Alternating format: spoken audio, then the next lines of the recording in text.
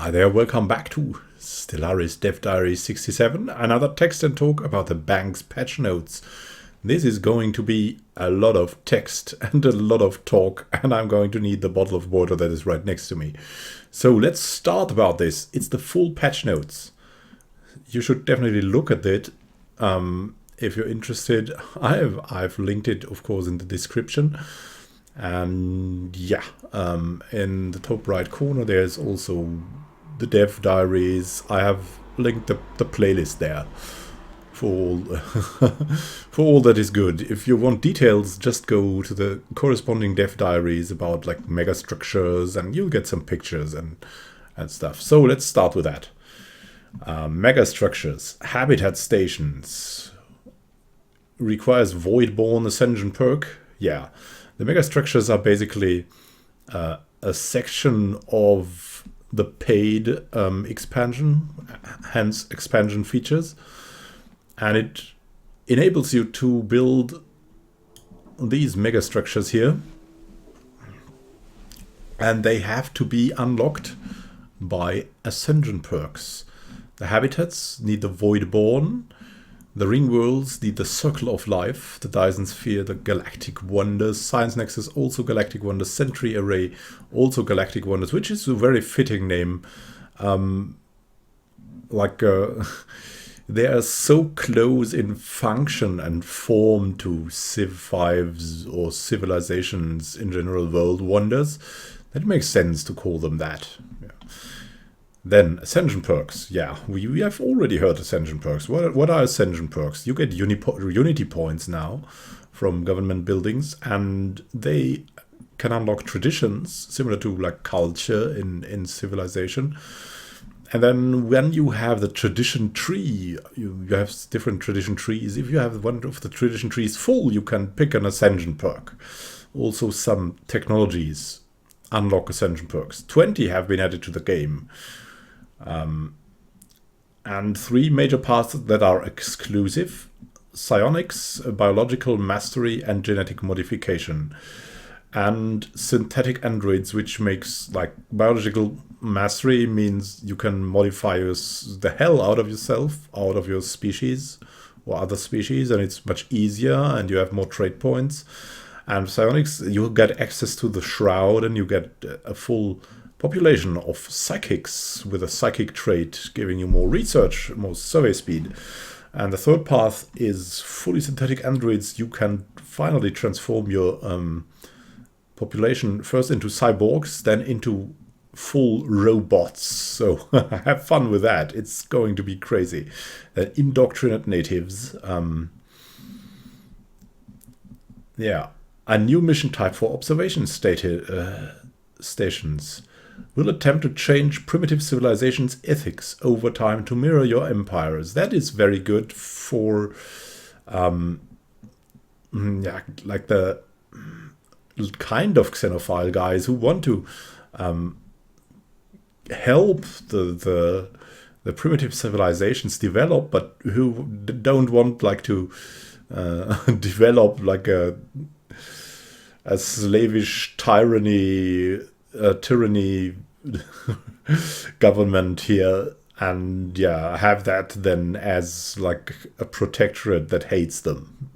So that is definitely a good thing. Also good for tyrannies or for like multi people empires and stuff. So very good. Unique civics.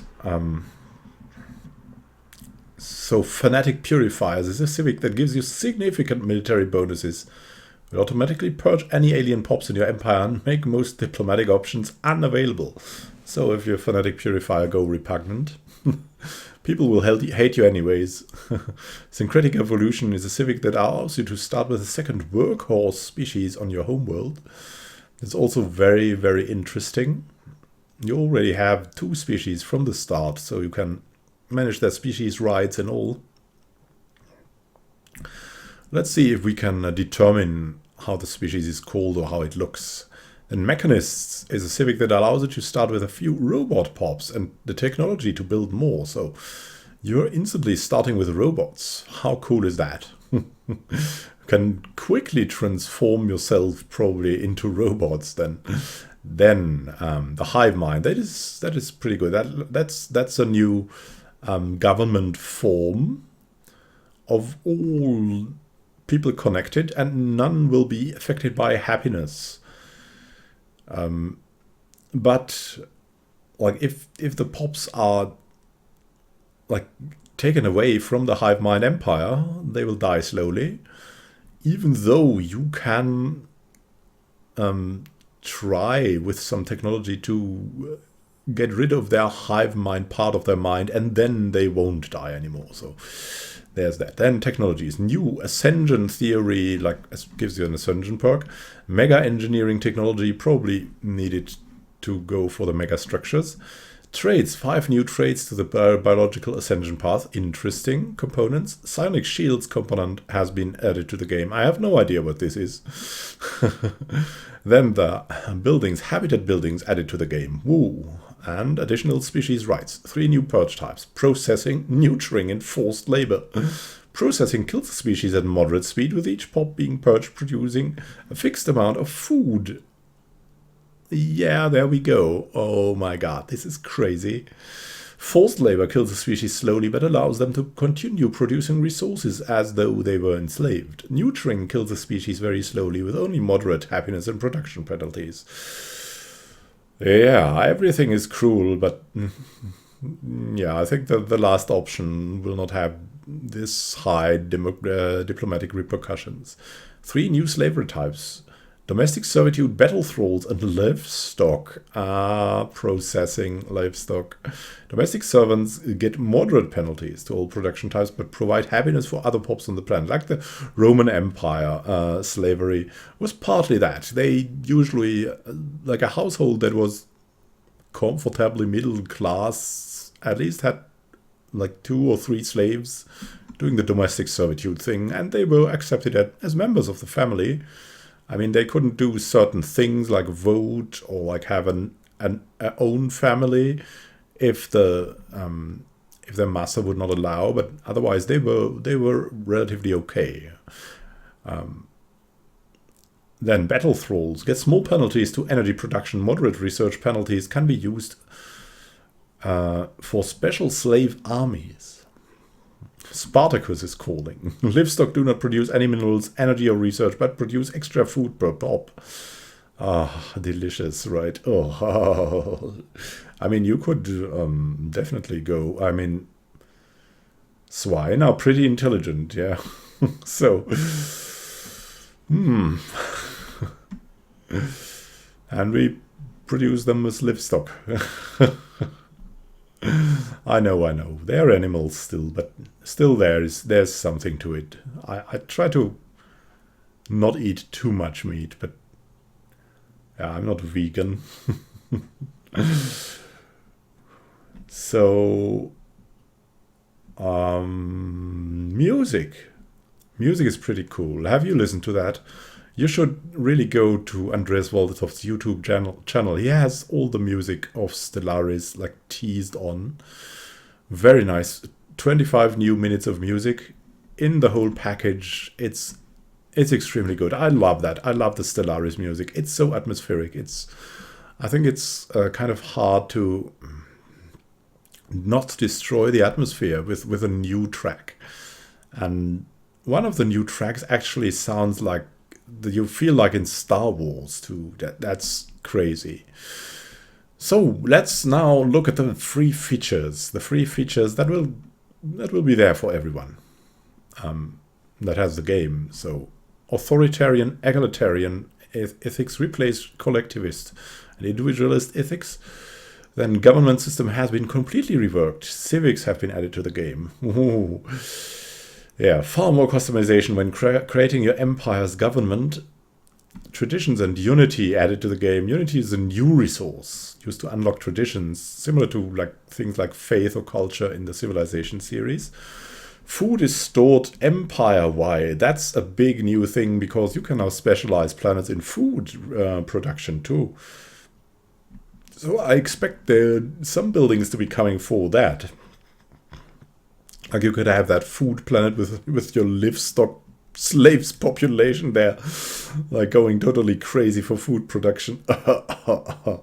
Like these intelligent plants. Oh man. Yeah, vegans, cruel vegans will have intelligent plants and slaughter them here. Probably. So POPs now have a monthly mineral cost called consumer goods. How large this cost is depends on what living standards are set for their species in the Empire. That goes along with the species rights. It's very interesting. You can like give them the possibility to serve in the military and to have full species rights, or to only have limited species rights. And you can combine that because like some things will lower their happiness, some things will raise their happiness, also depending on their civics. So consumer goods is good for making this easier on them. If you have like a hard role, if they are your battle thralls, you can at least give them good consumer goods to make them a little bit more happy. Then rework the faction. Rework the ethics attraction. POPs now only have a single ethic. The attraction to different ethics depends on a wide variety of factors, such as their traits, Empire's governing ethics, policies, local conditions on their planet, and so on. That's going to be fun, also with more events popping up. That's preparing that, like political events, totally. Rework the faction system. Factions are now political movements with specific issues rather than rebels.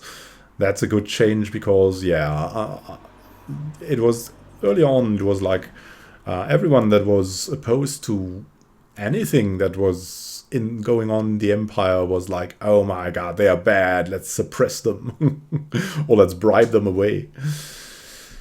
So now they're a political faction, they're a political party maybe, and you can do something to appease them. Or you can do something like to convert your POPs away from them. Much more logical. Then unrest is a new mechanic that affects planets. Unrest is generated by unhappy POPs and slaves, can reduce productivity, and in extreme cases spark rebellions. Can be lowered by certain buildings or by garrisoning armies, also similar to the Civ series. And I really like that. I really like that concept now. Because, I mean, a garrisoned army will definitely let unrest go down, just out of fear. Like that's the weapon of the authoritarians, right? Then added the ability to displace POPs as an alternative method of purging, forces them to move out of the Empire instead of killing them. Yeah, that's definitely good. That's definitely needed. That has been needed. It's really good. Like displacing POPs, that's a thumbs up. Like you might have your purity guys, but they don't want to kill anyone because then everyone will hate them. That's the one thing. And maybe they are not that cruel. They just want to keep to themselves. And then there's someone living there. And they don't want to kill them, so they can send them away to other empires that will accept them. Maybe the Xenophiles or something. Yeah. POPs that are being purged will sometimes manage to escape to other empires. I mean, if they're displaced, then that's no issue. But yeah, what would be cool is like if they would flee to habitable planets and like found colonies there, new colonies, not for your empire, but for a separate empire, like the refugees of so and so. That would be fun. Maybe that is in there. Added a policy for whether an empire accepts refugees from other empires, purged or displaced. Then new policy for which POPs are allowed to live on empire's core non-sector planets, and core planets. Like you can determine like where that refugee rule is up or is not up, determining between. Like differentiating between core and non-core worlds meaning sector worlds. Then added a policy determines whether an empire tolerates pre-sentients living on their planets. That's going to be interesting. You can tolerate them, or you cannot tolerate them. It's what will happen then? I mean, I have played a Xenophile empire And pre-sentients living on the planet always had funny events, so I would recommend it. I would recommend to try it out. It's kind of boring to send them away or something like that, but you could have like planets where you send all the pre-sentients, like because say like better they keep to themselves than destroying our buildings. So they can do their like pre-sentient culture. Then added a music player. That's going to be crazy. That lets you select which tracks you want to play specific tracks on demand, and toggle shuffle mode on and off. Very nice. Like if you're going for a big space battle, you want some really belligerent music going. So that's just one example. Or you want to relax, then you want to read the relaxing tracks for your research empire, something like that. That's going to be pretty good. Species rights. The ability to set species rights for individual species. And slavery and purging is handled through this interface instead of an individual pop basis. So you're going to have a policy now, not like a you go out, you stay in. It's a little bit less good for micromanagement, but it's much more realistic political simulation.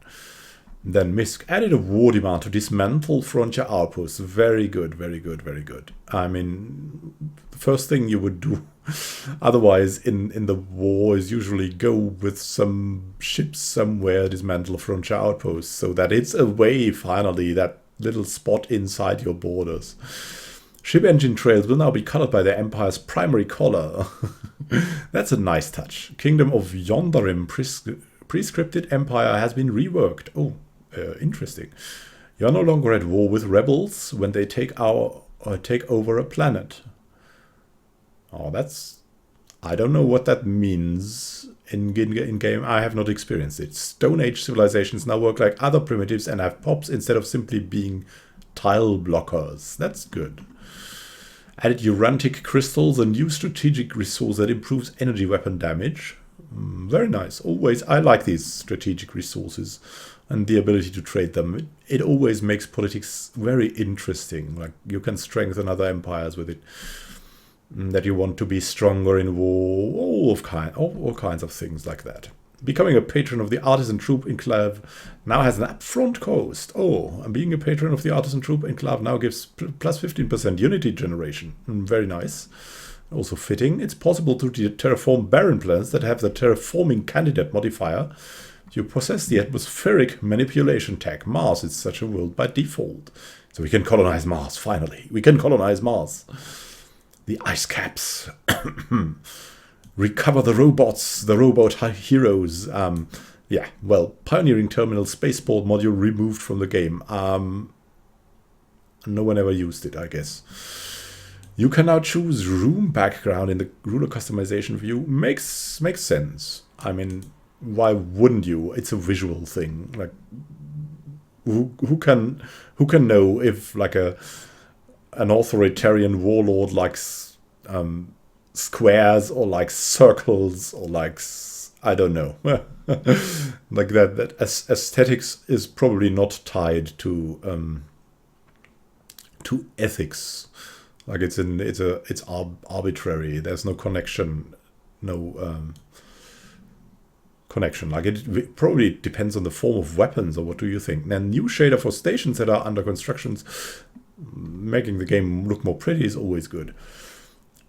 Being the first to find a precursor homeworld now events. Being the first to find a precursor homeworld now yields a significant amount of unity. Very nice. More quests. Precursor anomalies are now player only. That is good, because that was just causing confusion. Really, if you had that, it was just causing a lot of confusion, especially when you took over systems. Then you would have events that would lead to nowhere. So I guess they made that so the player can only do it because the AI always failed and strange things would happen. When your patronage ends, the Artisan Troop will contact you for a renewal. That's good, as the others do that too. And Limbo event chain expanded. I don't know that. I'll have to try it out sometime. The Limbo event. Then new technologies, interstellar campaigns, galactic campaigns, colonial bureaucracy, galactic bureaucracy, subdermal stimulation. That sounds kind of fishy. Cultural heritage. That sounds good. Heritage site. Hypercoms forum. Auto-curating vault, holographic rituals, transcendent faith. Yeah, going for Zen here. Assembly patterns, construction templates, assembly algorithms. Belongs to the engineering category instead of physics. I don't know. Frontier, yeah, and some of the frontier things removed from the game. And these frontier technologies would make the game a lot easier. I think they were rares, and yeah, if you got them and got to colonize, then that would have been that these technologies were really great. Also, frontier commissars, like in a absolutely like libertarian, egalitarian empire, wouldn't make much sense. So that's probably because of that the technology was removed and it was put more in the political spectrum. Paradise Dome technology removed. Oh no, I like my little paradise. And Manifest Destiny technology too. Yeah, that's also probably bound to some politics now. Propaganda transmissions has also been removed. Yeah, that was like propaganda transmissions into the late game was like, you have to research propaganda transmissions or someone else will research propaganda transmissions and steal your systems. It was like, you had to do it for some kind of reasons, or you could abuse it if you specialized on that and take over. Now, you couldn't take over planets, so it wasn't that powerful, but you could take over systems. Very good. Buildings were changed, of course, to the Unity system. Symbol of Unity now produces 2. Unity provides 5% happiness. Visitor Center requires alien tourism tradition. Paradise Dome building now requires Paradise Dome tradition. So there we go. It's moved to the political spectrum. Then new buildings for Unity here. Autochthon Monument, Heritage Site, Hypercoms Forum, Auto-Curating Vault, Temple, Holo Temple, Citadel of Faith. Grand Mausoleum is removed from the game, which is probably a good thing, as I had that in my last game, and it, for some kind of reason, it would sometimes not work, and you couldn't understand why. You could just not build it. I guess it was like a strange logic behind it that was a little bit too hard for the engine to simulate. And so it was removed from the game. Because I think a Grand Mausoleum isn't that bad, like from a atmospheric standpoint, but you could also say it's like an autochthon monument or it's a temple. It doesn't have to be like dead people in it. Then traits, new wasteful trait and conservational trait added to the game. That's something I'm curious to see it. Then decadent trait now requires authoritarian or xenophobe ethics. Makes sense. A new components, psionic shields component has been added to the game. Now I'm going to take a sip because who knows what's all in balance. We'll not go through all of balance. Most things are the new things. Like the balance things is always like we're just going for the really crass things because balance is something that for me is a lot tied to multiplayer, and it's often very small changes because you have to be careful there. So it's and if you're a multiplayer player that is competitive, you'll know this by heart, and I'm not, so I cannot explain much. So there's that.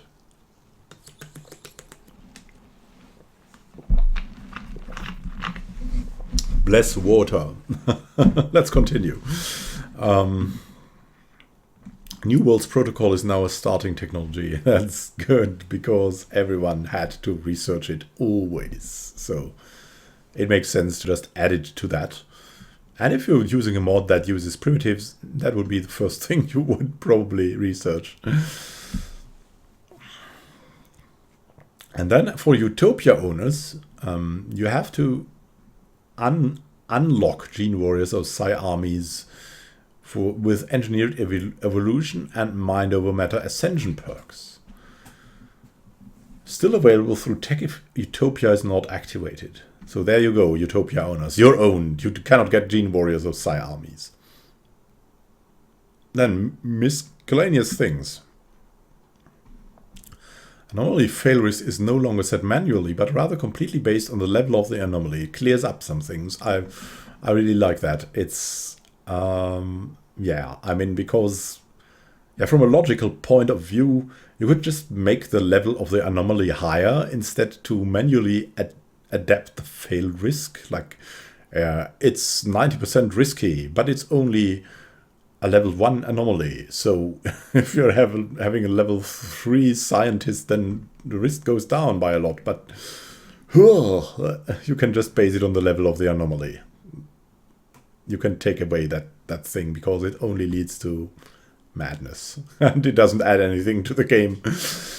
So, abandoned mining research stations will now decay and disappear over time. That's very nice. I mean, they could add to that maybe that thing with the drones, like that event with the drones, and that you can find other empires maybe because of their abandoned stations. But when will that happen? Probably never. So, Curator enclaves can no longer spawn with broken ring worlds. Ah, yeah, I had that. That was really, really interesting. And I had many curator enclaves in a game, of course.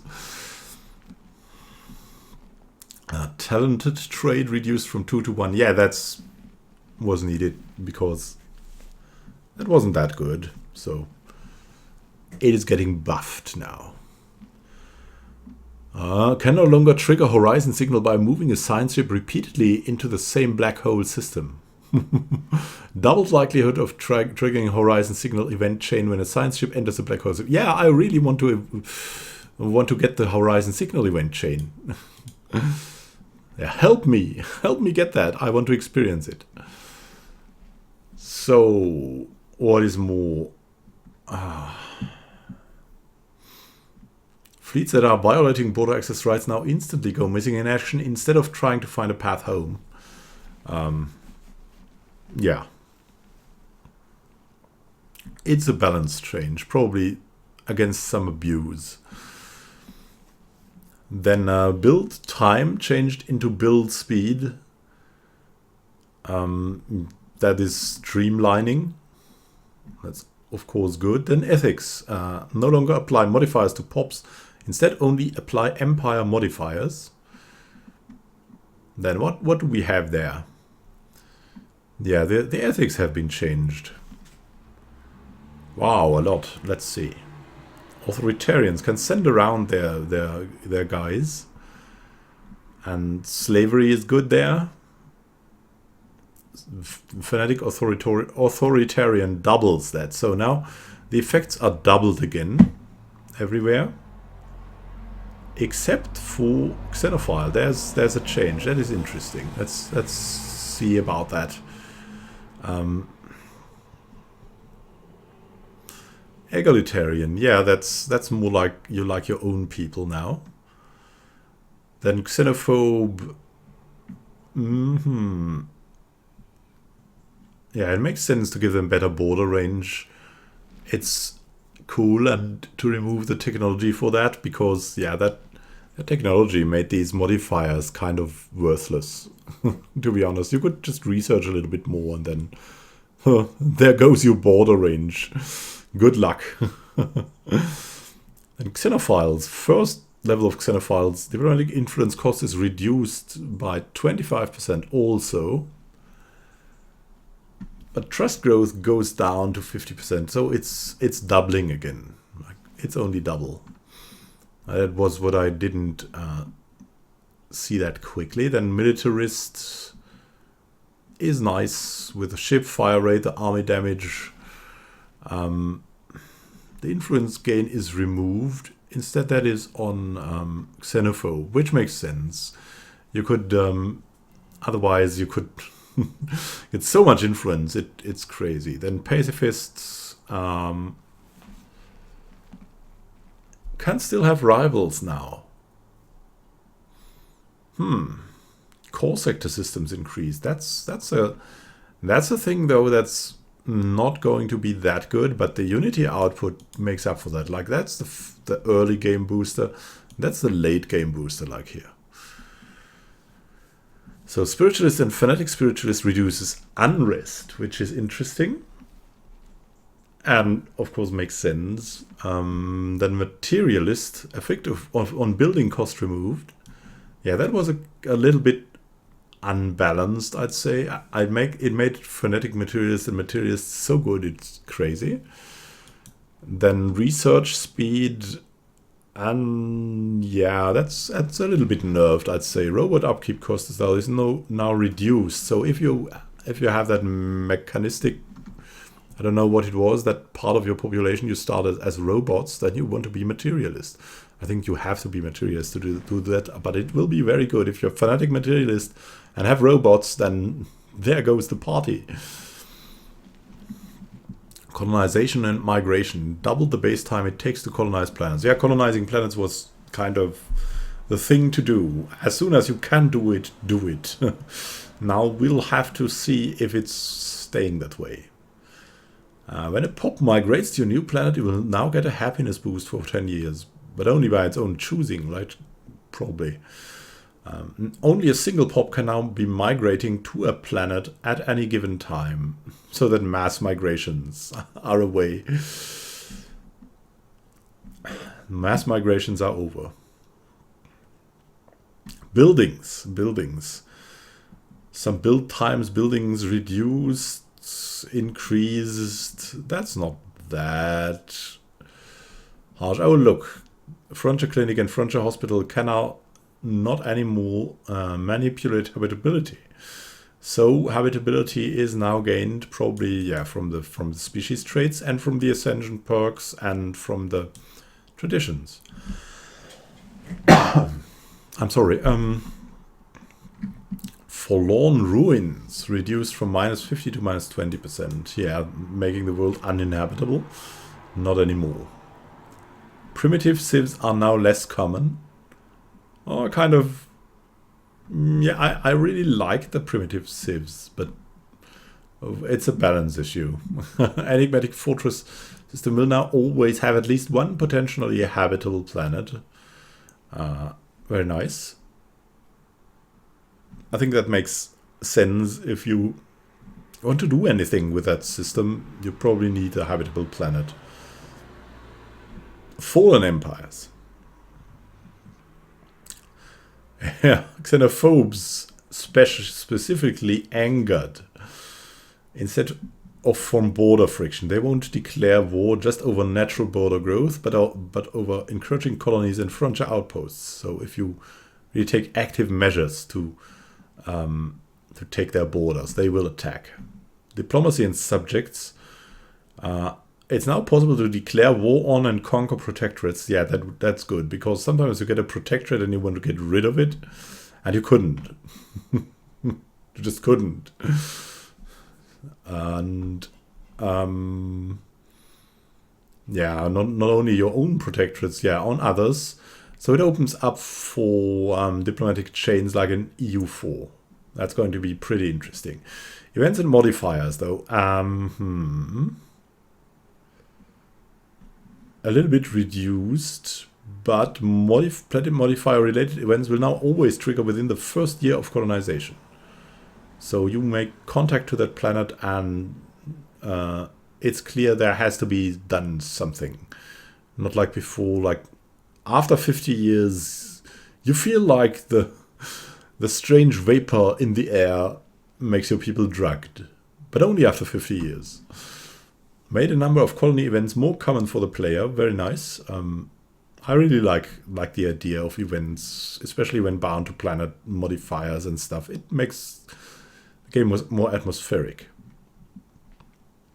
Leaders. Ooh.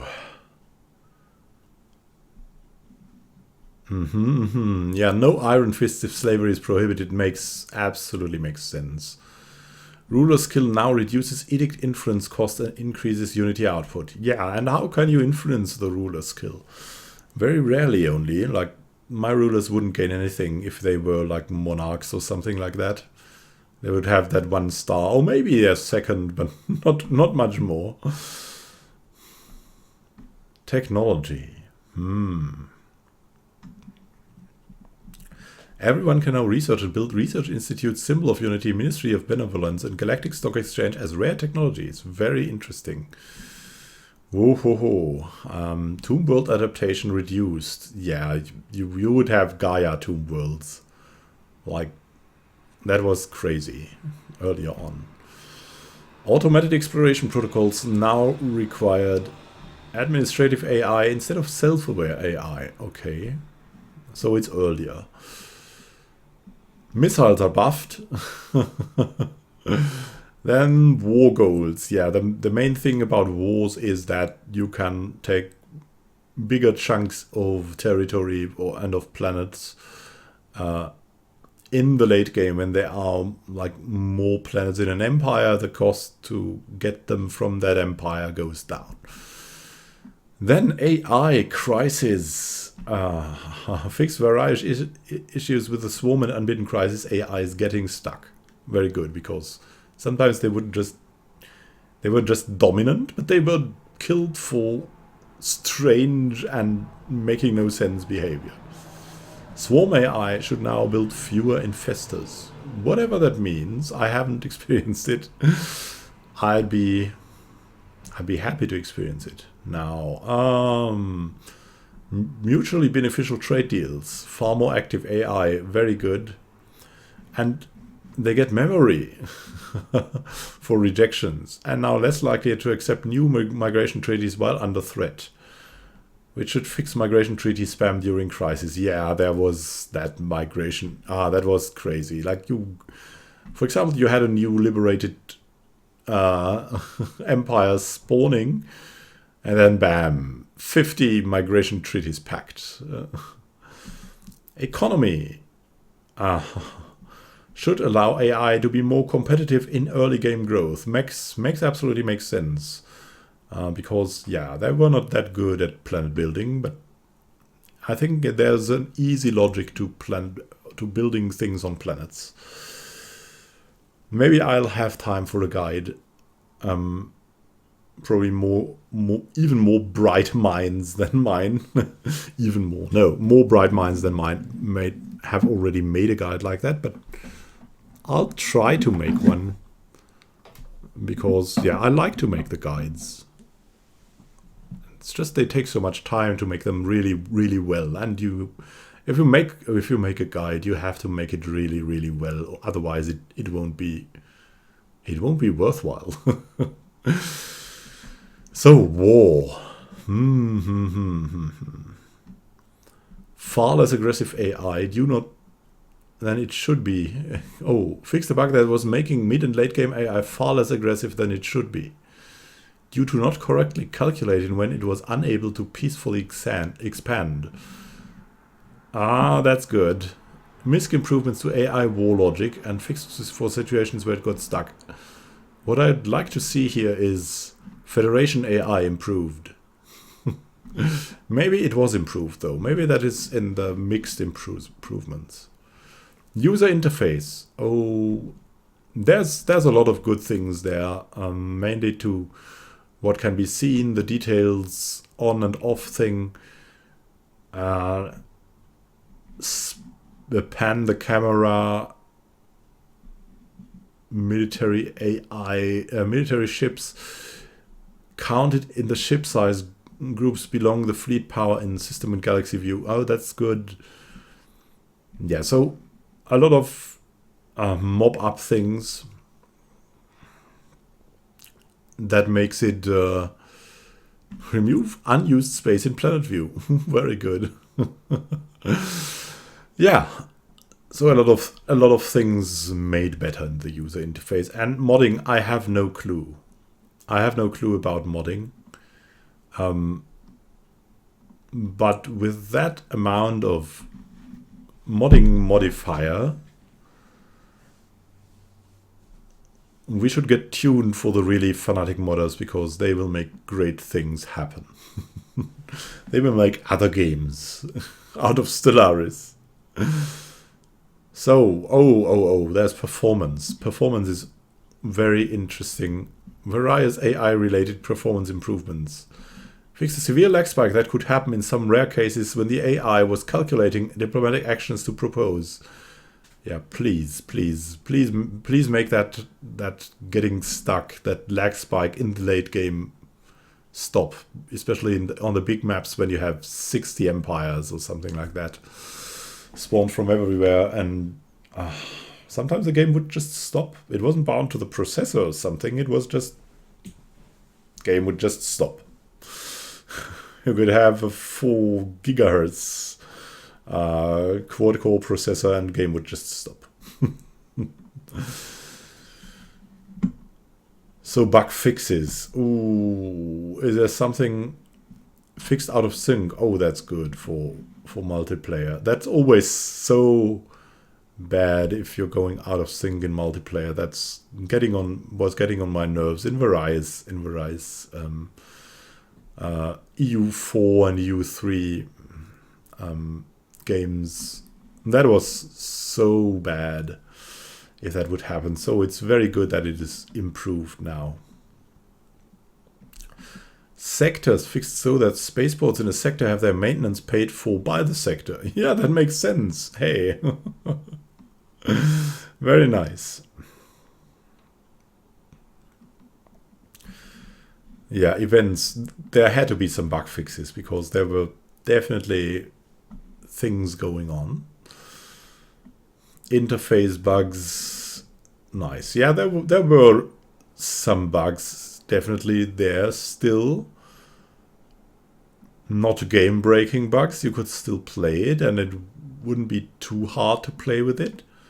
But it's good that they are tackling the bugs one by one. It's very good. So with that, I'd say we'll end this big Banks patch notes video. Thank you for listening. If you were interested, I salute you. I think it's very interesting, but it is a big wall of text that I tried to break up a little bit here. Or if you want to listen to it in the background while playing Stellaris, that's the perfect opportunity. What's the perfect opportunity, I hope. So, as always, in the upper right corner, there's a playlist for Stellaris news that I'll make happen as soon as I can. Usually at the day it is released, or one day after in longer cases like that. And yeah, but if you like to stay in contact, we'll have with a Stellaris Utopia a new Let's Play starting, and then 2-3 months in we'll make a community AI Let's Play too. So where you can submit your community AI, and will be integrated in the game, and I always make short introductions for these empires, like to get to the people who like their lore and who write a lot of lore. I introduce them, and yeah. So there's going to be a lot of Stellaris fun on the channel. So if you like to join and stay in contact, I'd be very happy to have you there. Otherwise, thank you for watching or listening. As I said, happy gaming to you, and see you in the next video. This is Immanuel Khan signing out.